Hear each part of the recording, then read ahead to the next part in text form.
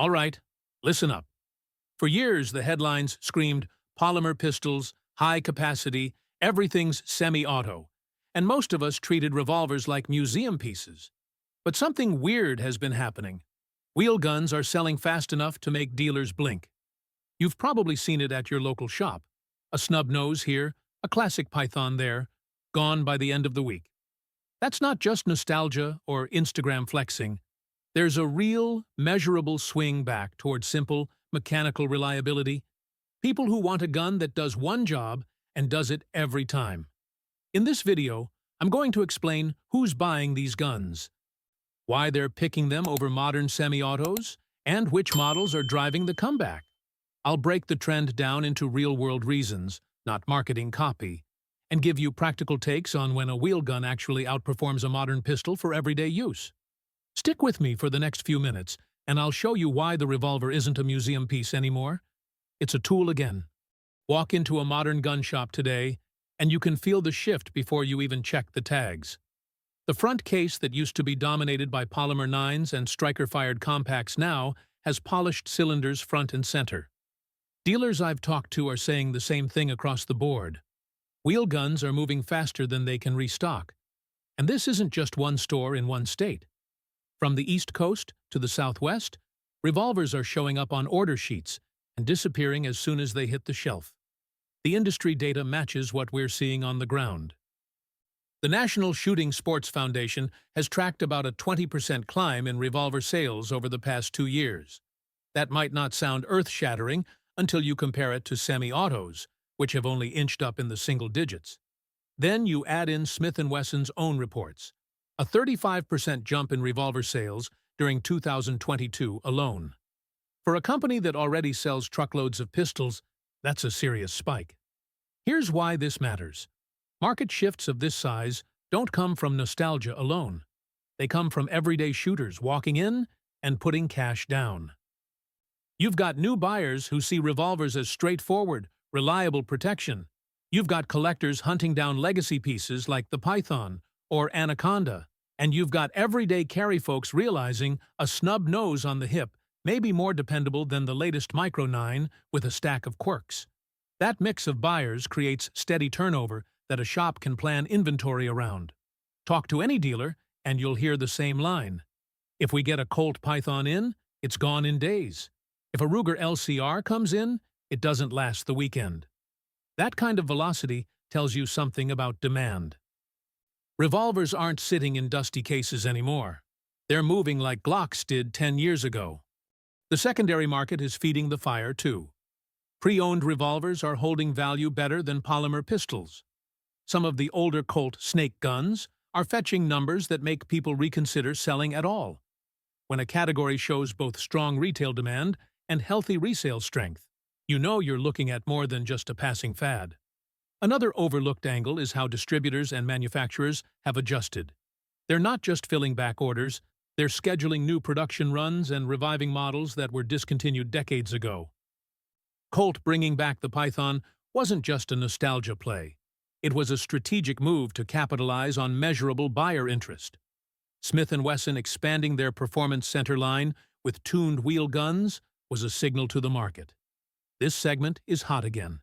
And you can't ignore the cultural spark. Social media clips, YouTube shorts, even video games have put revolvers back into the spotlight for a younger audience. That buzz drives traffic to gun counters, but what closes the sale is function. Buyers handle one, realize how intuitive it feels, and the deal is done. So when you put all of this together, the national sales numbers, the dealer anecdotes, the resale values, and the manufacturer response, you've got a clear picture. Revolvers aren't back because people are bored. They're back because multiple forces lined up at the same time. Dealers get steady turnover, manufacturers get fresh demand, and buyers get firearms that hold their worth and perform under stress. That's the kind of shift that doesn't just pass in a season. It changes how the industry thinks about what belongs in the front of the case. One of the strongest reasons revolvers are carving out fresh ground is mechanical honesty. With a wheel gun, what you see is what you get. There's no detachable magazine to missiate under pressure, no slide to rack with shaky hands, no recoil spring to bind at the worst possible moment. You load the cylinder, close it, and every trigger press rotates steel into place. That direct mechanical link is why generations of shooters still trust them. Now compare that to a semi-auto. Most of the time, modern pistols run fine, but when they don't, you're suddenly clearing stovepipes, tapping and racking, and hoping your fine motor skills don't fail under stress.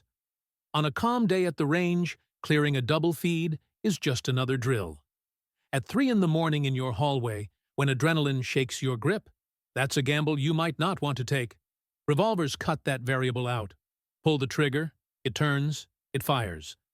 That level of dependability is why a lot of folks are rethinking what they keep in their nightstand. Durability plays a major role too. Semi-autos have polymer frames, small springs, and plenty of moving parts that eventually wear out. Revolvers, by contrast, are mostly solid steel or alloy, with fewer pieces in motion. They handle neglect better, they hold up under storage longer, and if you keep them clean, they'll outlast you. I've seen family guns from the 70s still running flawlessly, passed down from father to son to grandson, with nothing more than fresh ammo and the occasional wipe down. That longevity adds weight to the purchase. You're not just buying a tool, you're investing in something that can live in your family line. There's also the element of confidence for shooters who don't want to master complex mechanics. New gun owners often stress about racking a slide, inserting a mag under pressure, or remembering to disengage safeties. Revolvers remove those doubts. No safeties to fumble, no mag to slam home, no chance of limp wristing a slide. For many, especially those with smaller hands or limited strength, that simplicity is freedom. It makes the gun feel approachable instead of intimidating. Even experienced shooters appreciate that clarity. If you're carrying a revolver as a backup gun, you don't have to worry about magazine compatibility. You don't have to think about clearing procedures. You know exactly what it will do when you draw it. That directness is valuable whether you're a concealed carrier or a rancher who wants a reliable sidearm while working the back 40. And let's not ignore maintenance. Semi-autos require attention to springs, magazine lips, and lubrication cycles. Revolvers demand far less. Keep the cylinder clean, oil the moving parts lightly, and they'll run without drama.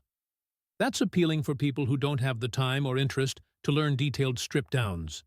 So when you stack it all up, fewer moving parts, higher tolerance for neglect, ease of operation, and reliability under stress, the wheel gun earns its place. It's not about chasing nostalgia. It's about trusting mechanical simplicity over mechanical complexity. And in a world where reliability can mean everything, that's a reason people are opening their wallets for revolvers again. There isn't one single buyer driving this. It's a mix, and that diversity is part of why demand is steady. First up, new gun owners. Folks buying their first sidearm like the straightforwardness of a load-and-pull trigger. No magazines, no external safeties to fumble. It's reassuring for someone still learning the basics. Next, women and shooters with smaller hands or less grip strength. Modern hammerless snubs like the LCR and small S&W airweights give concealability without forcing hand-cramping recoil or awkward controls. That ergonomics-first design makes the revolver practical for everyday carry. Then you've got collectors and nostalgia buyers, the people who chase Colt Pythons, Anacondas, and limited-run reissues. They push secondary market prices up and create pull for manufacturers to reintroduce icons. Don't forget concealed carriers and home defense buyers.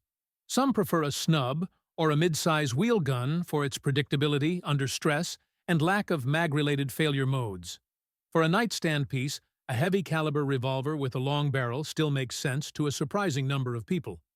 Finally, younger shooters influenced by media are part of this too. Video games and streaming content put wheel guns back in the cultural spotlight, and younger buyers are discovering they're fun to shoot. And that novelty often turns into a practical purchase.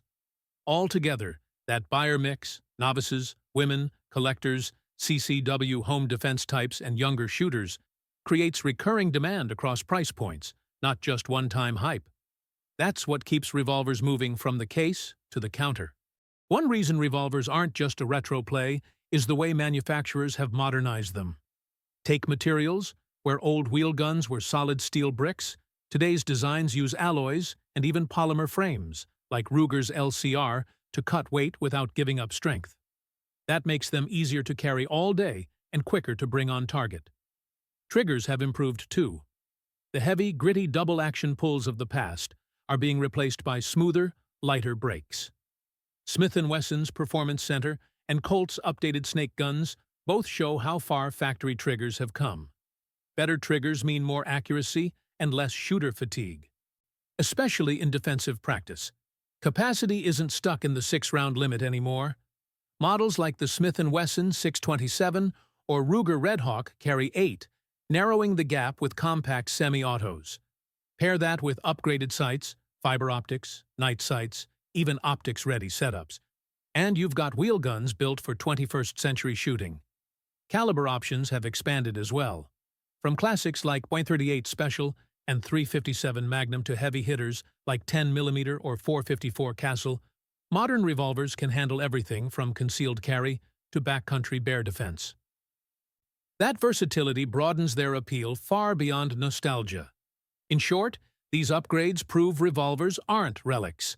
They're being re-engineered with lighter frames, smoother triggers, higher capacity, and new caliber choices, making them relevant not just for collectors, but for shooters who want a practical modern tool.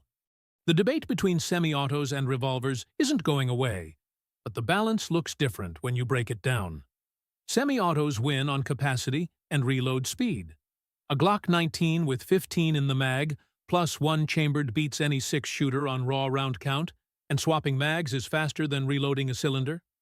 That's why law enforcement and military rely on them. But revolvers hit back hard on reliability. They don't depend on magazines, recoil springs, or slide cycles. If a round misfires, pull the trigger again, and you're on a fresh chamber. No tap-rack drills, no wondering if the mag seated properly. Just mechanical certainty. Ammo flexibility is another edge. A .357 Magnum revolver can also run .38 Special, letting shooters train cheap and carry powerful. Try that with a semi-auto, and you'll run into feeding issues or incompatibility. For ease of use under stress, revolvers also shine. No safeties, no slides to rack, no mag changes, just point and press. That simplicity appeals to new shooters and anyone who wants to cut down failure points. So the choice isn't about one being better. Semi-autos dominate for high-volume shooters and tactical use, but revolvers prove their worth as dependable. Versatile tools that hold their own in self-defense, sport, and even hunting. That's why the old wheel gun versus auto fight is alive, because each side brings real advantages to the table. So here's the takeaway. Revolvers aren't just back for nostalgia. They're selling strong because they deliver real-world reliability, mechanical simplicity, and modern upgrades that actually matter.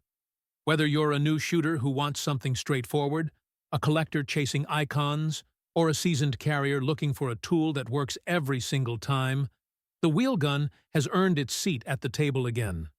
And as more manufacturers keep pushing out updated models with better triggers, lighter frames, and even optics-ready options, it's clear this isn't a short-term trend. It's a revival with staying power.